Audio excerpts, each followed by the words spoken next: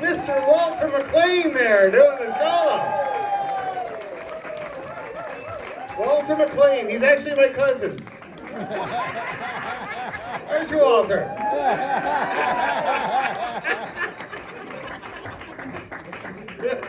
All right, well, that was a great start to the second half. And that was called, what is it called? Samantha? Samantha, yeah. Samantha Kochek. Kochek. Samantha without the H.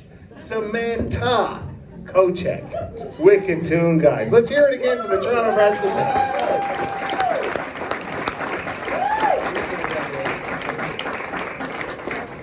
Yeah, we didn't actually hear that tune, the three of us, at all. East Galway. It's from East Galway. Yeah.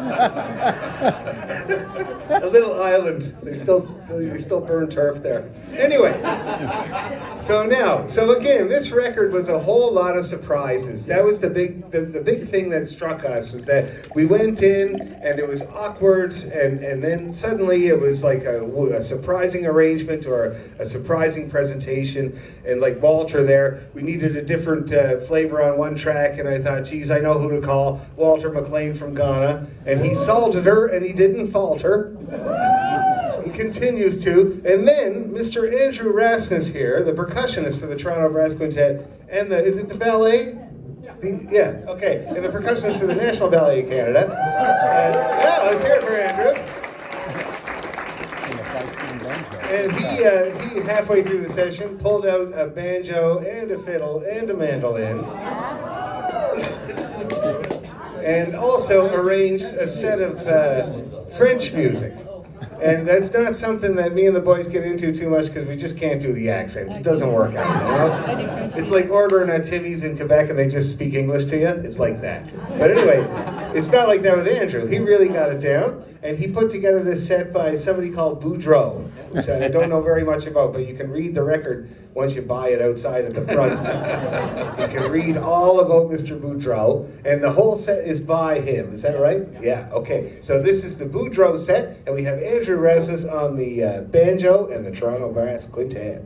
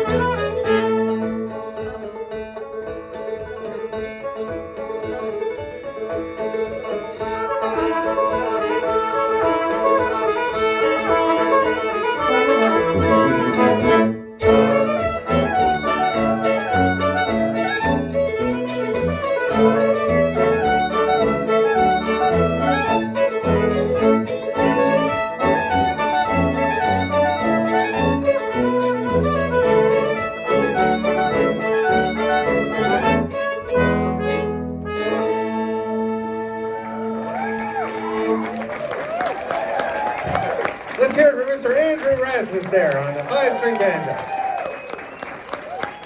Beautiful arrangement of a set of French music. And I will say that on the recording, like me and Brian did our best here, but on the recording, Andrew's playing all of the melody instruments. And me and Brian did our best with the accent. And we're just not good at it. Like, Brian's been in the country since 1988 and listen to him. Can't understand a word. And we're no better. It's just, it's hopeless. So thank you, Andrew, for letting us play. I've been in Quebec twice. And the first time I had to tell him, no, I'm Irish. And then suddenly it started speaking in English to me. It's pity English, man. That's what they're doing. It's pity English. Well, yeah. And you're deserving of the pity. We taught the English how to speak English, for God's sake. Oh, really? Oh, jeez. James Joyce. Hello. Hello. Yeah, you just need somebody else to read it to you so you can understand it.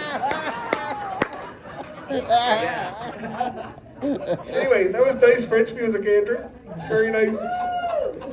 Okay, we're carrying on. So the next tune here was one that happened in the studio, and it was because everybody was late one day, especially you fellas, especially you. Shag off. Yeah. Anyway, so I was sitting in there waiting around, and so I went in and I recorded this tune that I learned off of Jerry Holland a long time ago. The late, great Jerry Holland. Let's hear it for Jerry. He's a Cape Breton fiddle player, and he composed many beautiful tunes. And this one is called Lonesome Eyes, and I got it off of him in his living room while he was watching CSI Miami with the sound off. It was pretty awesome. And anyway, and then so we were in the studio, and I played the track for the quintet here, and my absolutely long-suffering and beautiful wife stayed up long into the night, made arrangement to be done the next day. So this is Lonesome Eyes by the great Jerry Holland, arranged by the very patient Jennifer Stephen.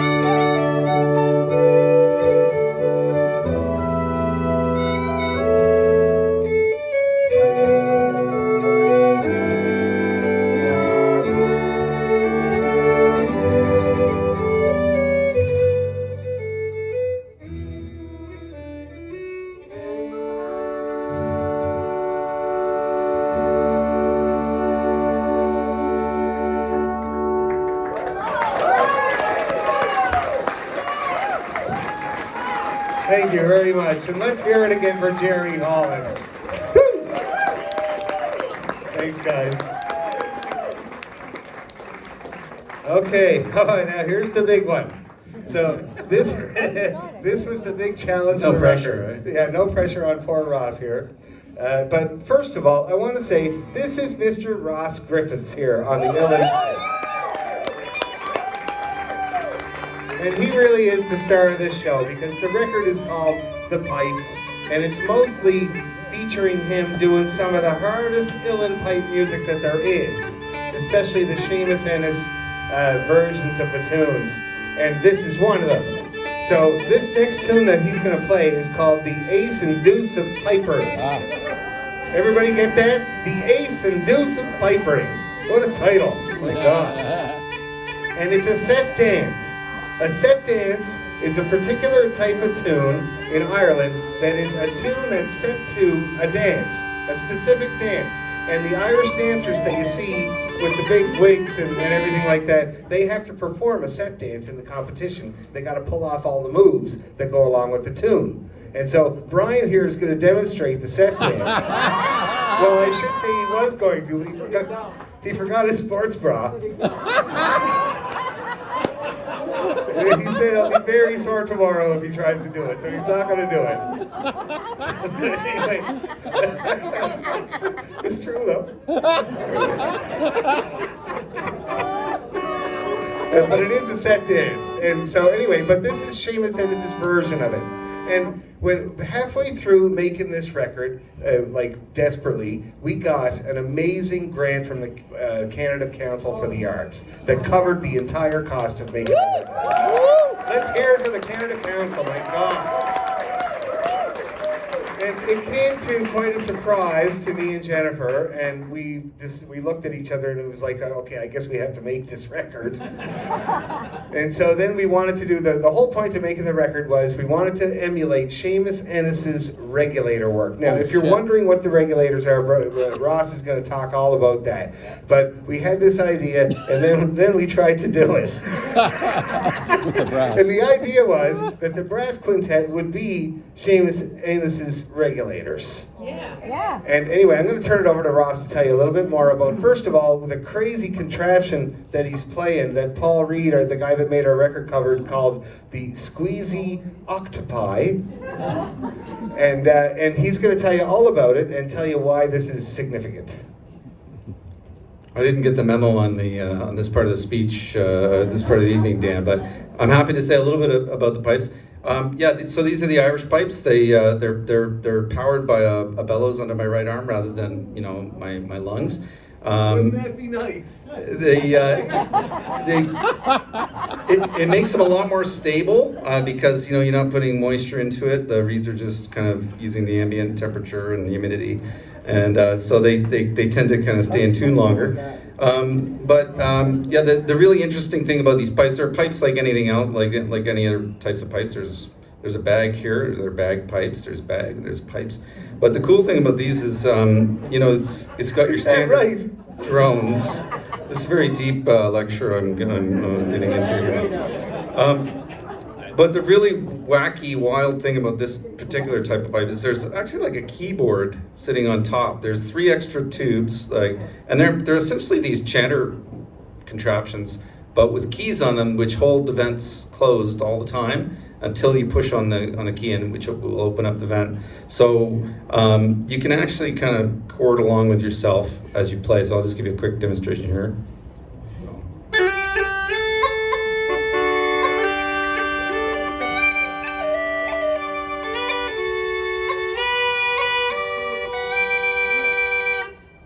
So it's independent of the drum. And typically these things are thrown in ad lib, often they're used as a bit of a rhythmic, crutch, or add some rhythm to the, some background rhythm to the performance of the melody. And sometimes they're just used to chord along. In slow airs, they're often nice to, put a nice backdrop on the music. Each piper has their own kind of way of doing it, and Seamus had a way of doing it, and he played it on his recording of the Ace and the Deuce. And there was a fellow by the name of Pat Mitchell who actually transcribed all of these things. And these are all just like ad lib things that he did on a recording somewhere.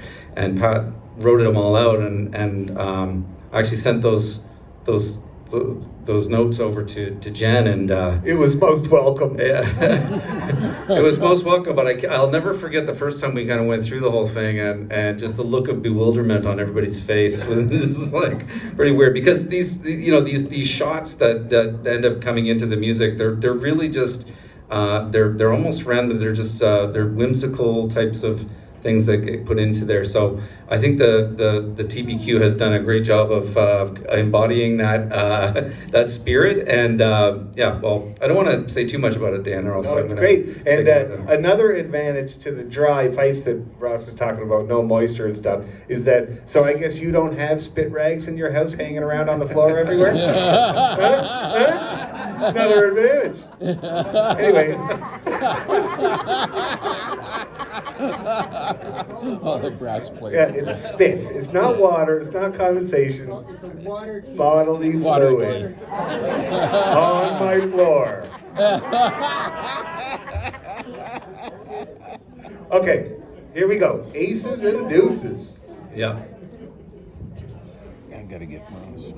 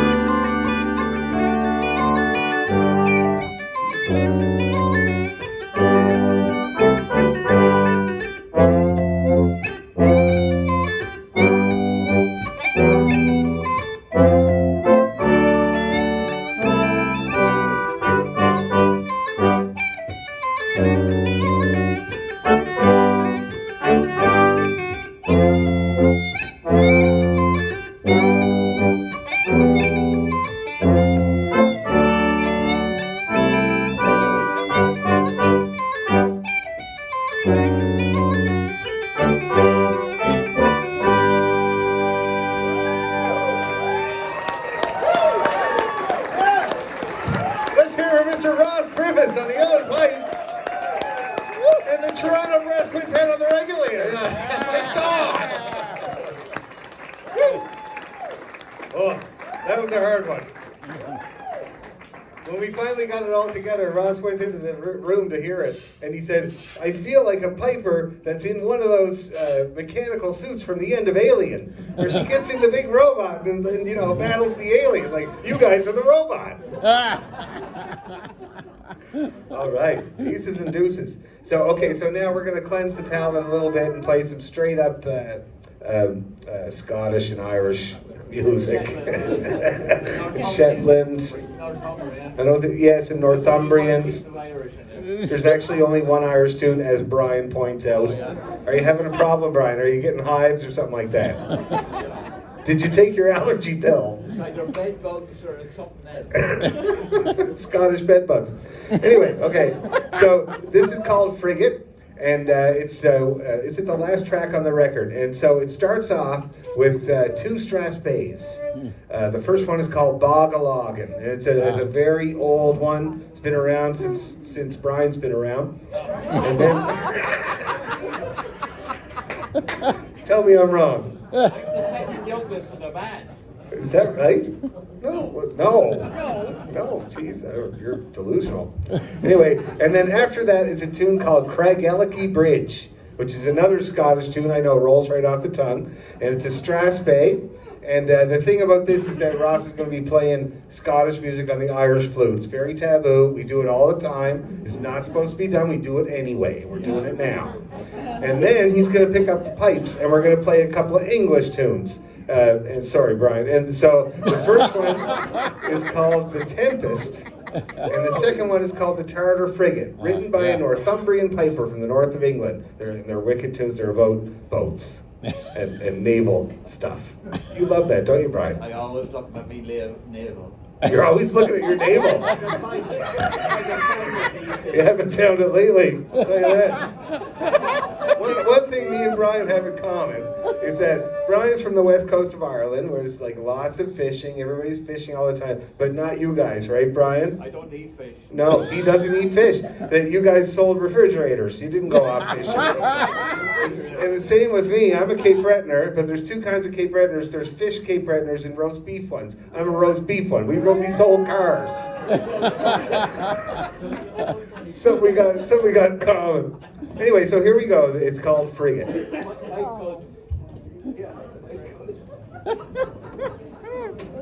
Just like that, Brian. Yeah, exactly. Exactly like that. You're the second last two, aren't you?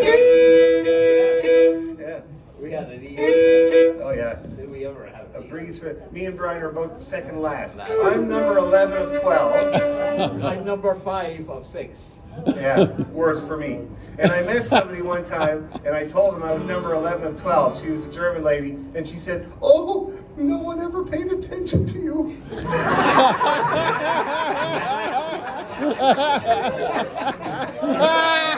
It's better that way.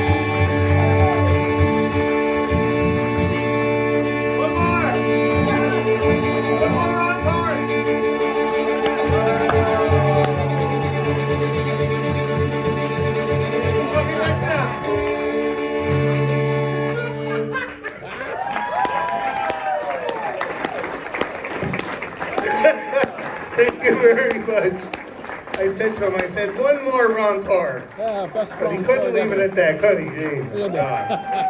Hey, Walter, how you doing? Well, thank you very much. That was Frigate. And indeed, Frigate. Okay, so now we got the next one here. Well, actually, this is the last one. Wow, it just flew by. So, first of all, the Toronto Brass Quintet are Rob Weymouth on the trumpet, the cornet, and all the stuff that looks like a trumpet. Jesse Brooks on the French horn that only looks like a French horn. My beautiful, very patient wife, Jen Stephen, on the tuba. And arranging half of it, same with Rob. Rob arranged half of it too. On the trombone is Megan Hodge. And on the other trumpet, Mr. Mike Fedishin. Hardest working man in the business.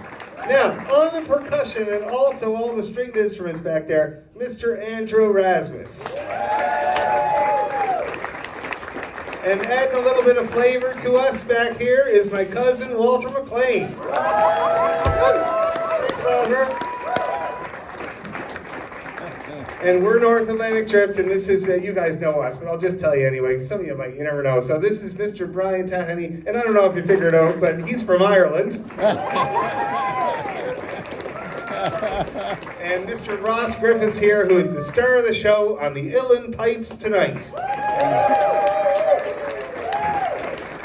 And my name is Dan McDonald, and I'm from Cape Breton. Thank you, everybody. And I want to say a big thanks to the El Mocambo. They've never had a show like this before here. And it was really, I can't believe they let us do it. Thanks, guys. We either fooled you or you were nice. So, and thank you to Vanessa doing the sound, and everybody that, and also, let's have a big hand for the Canada Council for the Arts for letting us do this project. Thank you very much. Thanks, everybody. Thank you, guys. So this last one was one that happened as a suggestion. So Rob here was interested in what tunes might happen, and I was like, well, here's an example of an Irish one, 1,000-Year-Old March, Brian Boru's March, and here's an example of a Scottish one, and here's an example of a couple of reels, and then he had an arrangement done. That's all you gave me, too. Is that all I gave you? Remember we had the Zoom meetings all the time? This is the paper that I wrote down. I found it in the music. It says there'll be a march, and then something dotted. And there'll be some reels after. And you said it'll probably be in D or A. And was I right, or what?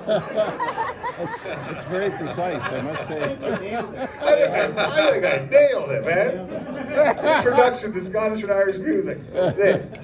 Anyway, so this one, it starts off with Brian Boru's March, which is, you know, a real old tune. It was the return march, right, from fighting the Vikings or something like that? Yeah. They beat the shit out of some Vikings and were walking home. Yes. Only one time you ever did. That's right, yeah, you lost a lot of times. So, anyway, and then Iron Man Strathspey by J. Scott Skinner.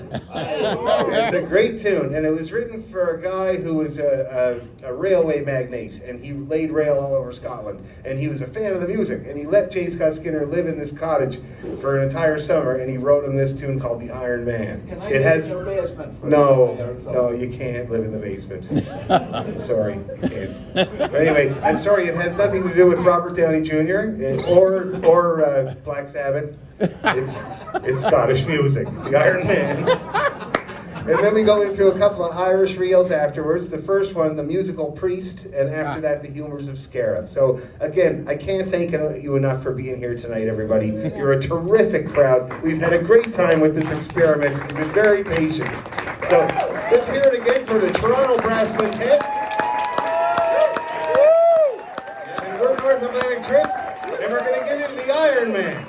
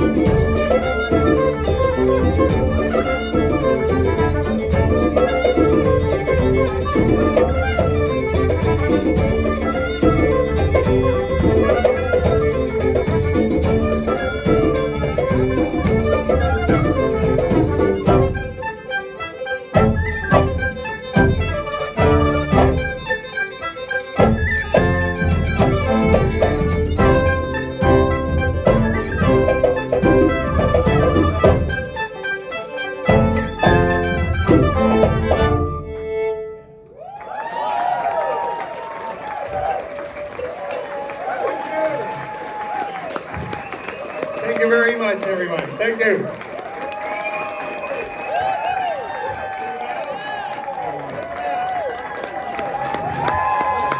Yeah.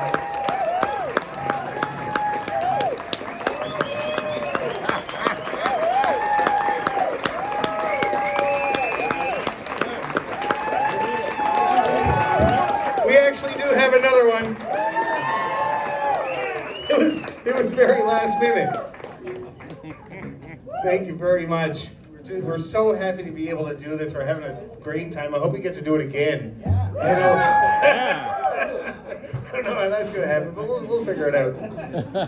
Anyway, we do have one more encore for you, and thank you again for coming all the way down. There's a huge crowdy out there. My Jesus, how many are out there anyway? There's like a bunch of classical people and a bunch of Scottish and Irish people and some other degenerates that I know. Hi, guys. Anyway, so we're going to do a tune now, and it's really interesting because we and Jennifer figured out that we needed some kind of an encore because we were pretty sure that, you know, we would need one. And then she pulled out from, how long ago was this anyway? 15 years ago. 15 years ago, they did this arrangement of a tune, and they were rehearsing it at the space there yesterday, and Brian's jaw dropped to the floor. It's on a Bothy Band record from what, 1970 what? Old. 1970 old. Anyway, and it's a Bothy Band track, and it's called Fanula. Oh yeah. And Jennifer here, oh, okay, hold on for a second. It's called Fionnuala. So it's Fanula.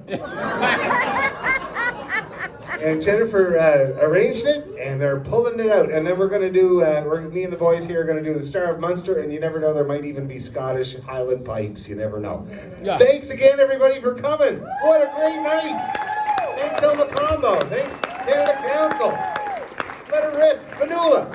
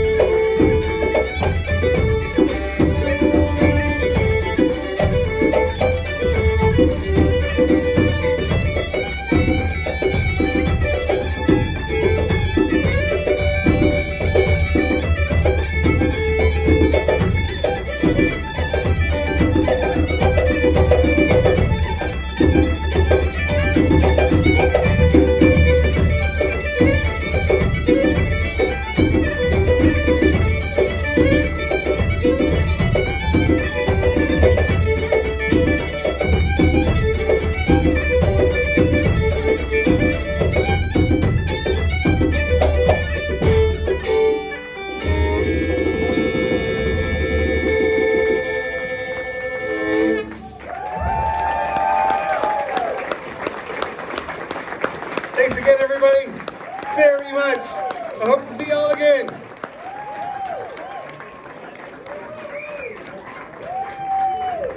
Yeah.